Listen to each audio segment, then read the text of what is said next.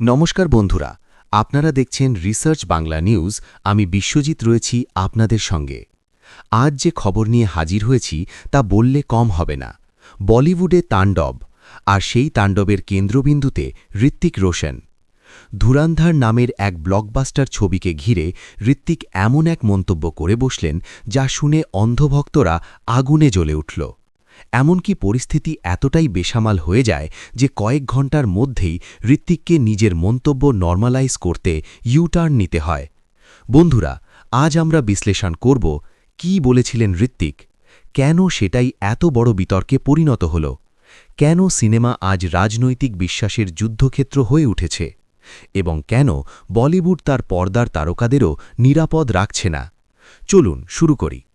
বন্ধুরা, ধুরন্ধর ছবিটি ইতিমধ্যেই বক্স অফিসে আলোড়ন তুলেছে। ২০০ কোটির দৌড়ে দ্রুত এগিয়ে চলা এই ছবিকে অনেকেই দেশপ্রেম ও অ্যাকশন পলিটিক্সের মিশাল বলছেন। কিন্তু এই ছবিকে নিয়ে আরেকটি ধারাও তৈরি হয়েছে। অনেকে বলছেন এটা একটি প্রোপাগান্ডা ফিল্ম, একটি নির্দিষ্ট রাজনৈতিক আদর্শকে সামনে রেখে গল্প বলা হয়েছে। ছবিতে Pakistan, fake currency, intelligence operation, ২৬/১১, Mumbai হামলা সবকিছু মিলিয়ে একটি শক্তিশালী বর্ণনা তৈরি করা হয়েছে। আর সেখানে বিতর্কের চাকা ঘুরতে শুরু করে। এই ধারাবাহিক বিতর্কের মাঝেই হঠাৎ মন্তব্য রাখলেন ঋত্বিক রোশন। ঋত্বিক তার ইনস্টাগ্রাম স্টোরিতে লিখলেন, তিনি সিনেমাটিকে শিল্প হিসেবে ভালোবেসেছেন। এর গল্প বলার ধরন, সিনেম্যাটিক ন্যারেশন, উপস্থাপনা সবই তার পছন্দ হয়েছে। কিন্তু এরপরই তিনি বলেন সেই কথাটি যা শুনে অন্ধভক্তদের মাথায় যেন বাজ পড়ে। ঋত্বিক লেখেন, আমি সিনেমার শিল্পকে সম্মান করি, কিন্তু ধুরন্ধর ছবির রাজনৈতিক অবস্থানের সঙ্গে আমি একমত নই। একজন বিশ্ব নাগরিক হিসেবে চলচ্চিত্র নির্মাতাদের যে সামাজিক দায়িত্ব তা নিয়েও আমাদের আলোচনা হওয়া উচিত। এটাই, এই একটি লাইন, আমি এই ছবির রাজনীতির সঙ্গে একমত নই, এবং এই লাইনই তাকে টেনে নিয়ে গেল ট্রোল ও আক্রমণের ঝড়ে। প্রশ্ন হচ্ছে, ঋত্বিক তো নিজের মতামতই দিয়েছেন, তাহলে এমন ক্ষোভ কেন? কারণ আজকের ভারতে সিনেমার পর্যালোচনা মানেই রাজনৈতিক আনুগত্য যাচাই, মতামত মানেই দল বেছে নেওয়া, তারকা মানেই নির্দিষ্ট আদর্শের প্রচারক বলে মনে করা। ফলে কেউ যদি কোনো জনপ্রিয় সরকার সমর্থিত বয়ানের সমালোচনা করে, সেটা যতই নরম ভাষায় হোক তা সহ্য করা হচ্ছে না। আর এখানে ঋত্বিক বললেন, ছবির শিল্প ভালো, কিন্তু ছবির রাজনীতি প্রশ্নযোগ্য। এই মন্তব্য যেন অন্ধভক্তদের চোখে চ্যালেঞ্জ হয়ে দাঁড়াল। কেউ বলল ঋত্বিক নাকি বামপন্থীদের হয়ে কথা বলছেন, কেউ বলল দেশবিরোধী, আবার কেউ বলল বলিউডি গ্যাং। ট্রোল, গালিগালাজ, মিম সবকিছু একসঙ্গে ঝাঁপিয়ে পড়ল। ঋত্বিকের পোস্টের নিচে হাজার হাজার আক্রমণাত্মক কমেন্ট পড়তে থাকে। বিতর্ক বাড়াতে সাহায্য করেছে ছবির কয়েকটি সেন্সিটিভ দৃশ্য। ১. Fake currency racket.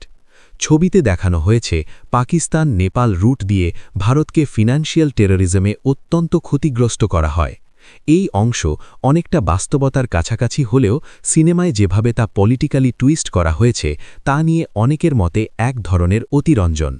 ২. এক চরিত্রকে অজিত ডোভালের ছায়া হিসাবে দেখানো। যদিও নাম নেই, কিন্তু চরিত্রের স্টাইল, আচরণ, ডায়ালগ সবই দর্শকদের মনে করিয়ে দেয় ভারতের রাজনৈতিক নিরাপত্তা উপদেষ্টাকে। সবচেয়ে বড় বিতর্ক তৈরি করে সেই ডায়ালগ যেখানে ইঙ্গিত করা হয় বর্তমান সরকার এই বিষয়টি গুরুত্ব দেবে না, পরের যে রাষ্ট্রীয় সরকার আসবে তাদের জানানো হবে। এটি বাস্তব দৃষ্টিকোণ থেকে সম্পূর্ণ অযৌক্তিক, কারণ নিরাপত্তা তথ্য কখনো রাজনৈতিক দলের ভিত্তিতে ভাগ করা হয় না। রাষ্ট্র মানে কোনো দল নয়, দেশ। ৩. ২৬/১১ মুম্বাই হামলা ও সংসদ হামলার প্রসঙ্গ ছবিতে দেখানো হলেও যেসব ঘটনা অন্য রাজনৈতিক আমলে ঘটেছে সেগুলো উল্লেখ করা হয়নি। এই সিলেক্টিভ ন্যারেশনকেই অনেকে বলেছেন রাজনৈতিক উদ্দেশ্য প্রণোদিত। এই বিতর্কিত বিষয়গুলো নিয়ে যে সাধারণ দর্শক আলোচনা করবে এটা স্বাভাবিক, কিন্তু তারকাদের তো আরও স্বাধীনভাবে কথা বলার সুযোগ থাকা উচিত। ঋত্বিকের ঘটনা দেখে অনেকেই মনে করছেন এই যেন শাহরুখ খানের পাঠান বিতর্কের রিপ্লে। কেবল একটি অরেঞ্জ বিকিনির রং বদলায়নি, বদলে দিয়েছিল সিনেমার বিরুদ্ধে এক মহাযুদ্ধ। শাহরুখ তখন এতটাই ট্রোলড হন যে তিনি প্রমোশনই করেননি সিনেমার। ফিল্ম সুপারহিট না হলে হয়তো সেই আক্রমণ তাকেও চুপ করিয়ে দিত। বলিউডে আজ পরিবেশ এমন, ফিল্ম বানানোর আগেও ভয়, ফিল্ম রিলিজের পরেও ভয়, রিভিউ লেখার সময়ও ভয়। এটাই কি আমরা চাই? বন্ধুরা, ঘটনার সবচেয়ে দুঃখজনক অংশ, ঋত্বিক রোশন কয়েক ঘন্টার মধ্যে ইউ-টার্ন নিলেন। তিনি এক্সে নতুন পোস্ট দিলেন। সেখানে ছবির একতরফা প্রশংসা করে লিখলেন, ধুরান্ধার আমার মাথা থেকে বের হচ্ছে না। অসাধারণ নির্মাণ, দারুণ অভিনয়, অপেক্ষায় আছি পার্ট 2। তিনি তার আগের পোস্টে উল্লেখিত ছবির রাজনীতির বিরোধিতা এবং চলচ্চিত্র নির্মাতার সামাজিক দায়িত্ব, এই সমস্ত কথা আর একবারও উল্লেখ করলেন না। অনেকে বলছেন, তীব্র ট্রোলিং দেখে ঋত্বিককে পিছু হাঁটতে হয়েছে। আমরা নিশ্চিত করে বলতে পারি না, কিন্তু সোশ্যাল মিডিয়া আক্রমণের মাত্রা দেখে এটা অস্বাভাবিক নয়। আজকের প্রশ্ন, একজন শিল্পীর কি মত প্রকাশের অধিকার নেই? ছবি ভালো লাগলেও বলবে, খারাপ লাগলেও বলবে, এটাই তো স্বাভাবিক। কিন্তু আজ কেন মত ভিন্নতা মানেই দেশদ্রোহ? বলিউড কি রাজনৈতিক লড়াইয়ের ময়দানে পরিণত হয়ে গেছে? একজন অভিনেতা বললেন ছবির শিল্প ভালো, কিন্তু রাজনীতি প্রশ্নযোগ্য।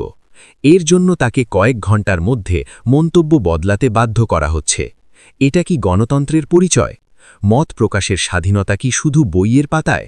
এটা সিনেমা, এটা শিল্প, এটা মতামত।